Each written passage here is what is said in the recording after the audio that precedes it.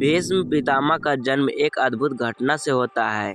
उनके पिता शांतनु गंगा नदी के तट पर घूम रहे थे जब उन्होंने एक स्त्री को देखा और उससे प्रेम कर बैठे।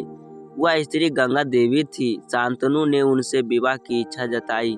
गंगा देवी ने एक शर्त रखी कि शांतनु उनके किसी भी कृत्य पर सवाल नहीं उठाएंगे। शांतनु ने इस शर्त को स्वीकार कर लिए थे और दोनों का विवाह हो गया। गंगा देवी ने एक एक कर 7 पुत्रों को जन्म दिया जिन्हें उन्होंने नदी में बहा दिया। शांतनु ने अपनी शर्त के कारण कोई आपत्ति नहीं जताई, लेकिन 8वें पुत्र को नदी में बहाते समय उन्होंने गंगा को रोक दिया। तब गंगा ने बताया कि उनके पुत्र पर एक श्राप था और उन्हें मृत्यु से मुक्ति दिलाने के लिए ही वह ऐसा कर रही थी।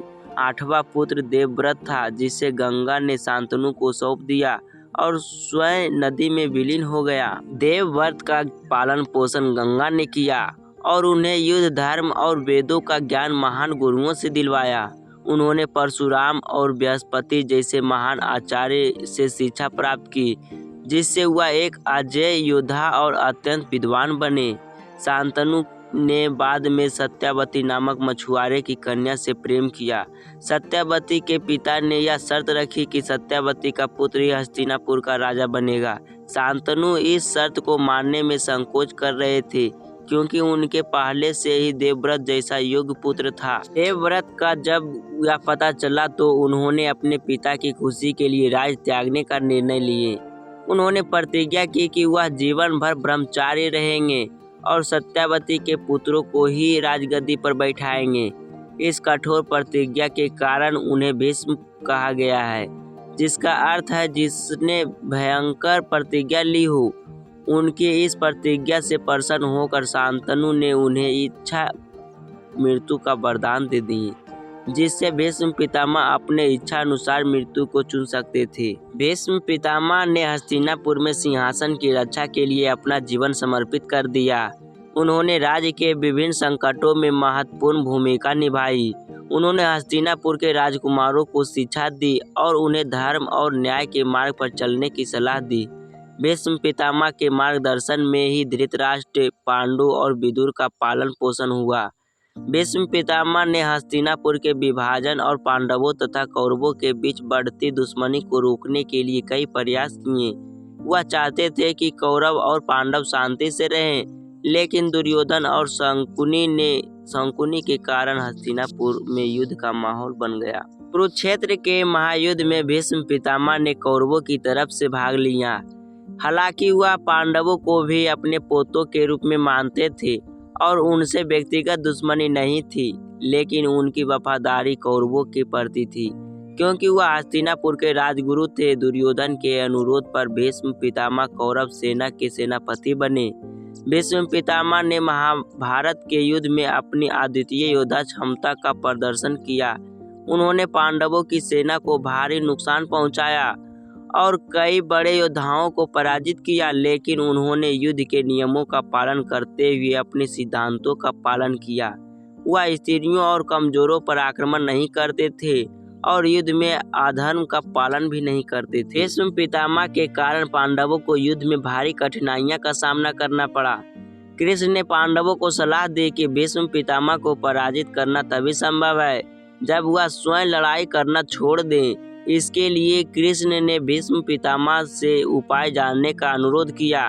भीष्म पितामह ने स्वयं पांडवों को यह सलाह दी कि यदि कोई स्त्री या किन्नर उनके सामने युद्ध करे तो वह अपने हथियारों छोड़ देंगे। अगले दिन शिखंडी, जो पिछले जन्म में स्त्री थी, उसको अर्जुन के रथ पर बिठाकर भीष्म पितामह के सामने लाया गया। शिखंडी को देखकर भीष्म ने अपने हथियार को छोड़ दिया। इस अवसर का लाभ उठाकर अर्जुन ने भीष्म पितामह पर बाणों की वर्षा कर दिए।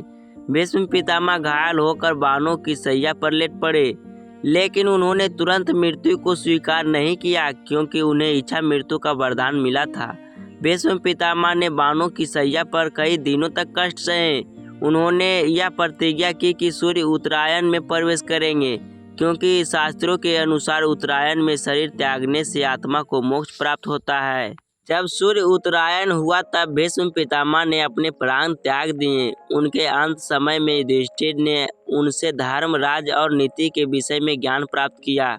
भीष्म पितामह ने युधिष्ठिर को राज्य संचालन की गहन शिक्षा दी, जिसे भीष्म नीति के रूप में जाना जाता है। भीष्म पितामह की कथा हमें कई महत्वपूर्ण मूल्यों और शिक्षाओं को प्रेरणा देती है। कर्तव्य निष्ठा, जो कि भीष्म पितामह ने अपने जीवन में कर्तव्य और धर्म को सर्वोपरि रखा। उन्होंने अपने निजी सुखों का त्याग कर राजधर्म का पालन किया। और यही बात रही त्याग की, उन्होंने राज्य और विवाह का त्याग कर एक महान आदर्श प्रस्तुत किया। उनकी प्रतिज्ञा त्याग की चरम सीमा को दर्शाती है। न्याय और धर्म की बात करें तो भीष्म पितामह ने सदैव न्याय और धर्म का पालन किया। महाभारत के युद्ध में भी उन्होंने नियमों का पालन किया और अधर्म के मार्ग पर नहीं चले। धैर्यवानों का सैया पर पड़े भीष्म ने कठिन से कठिन परिस्थितियों में भी धैर्य और संयम का परिचय दिया है। शांति का संदेश, भीष्म पितामह ने सदैव शांति और आपसी समझौते का समर्थन किया। वह नहीं चाहते थे कि कौरवों और पांडवों के बीच युद्ध हो, लेकिन परिस्थिति को देखते हुए उन्हें कौरवों का साथ देना पड़ा। भीष्म पितामह महाभारत के सबसे महान और आदरणीय पात्रों में से एक हैं। उनका जीवन त्याग, बलिदान और कर्तव्य के आदर्शों से भरा हुआ था। उन्होंने अपने सिद्धांतों से कभी समझौता नहीं किया और धर्म का पालन करते हुए अपने जीवन को समर्पित कर दिया। उनकी कथा हमें जीवन में कठिनाइयों का सामना धैर्य और निष्ठा से करने की प्रेरणा देती है।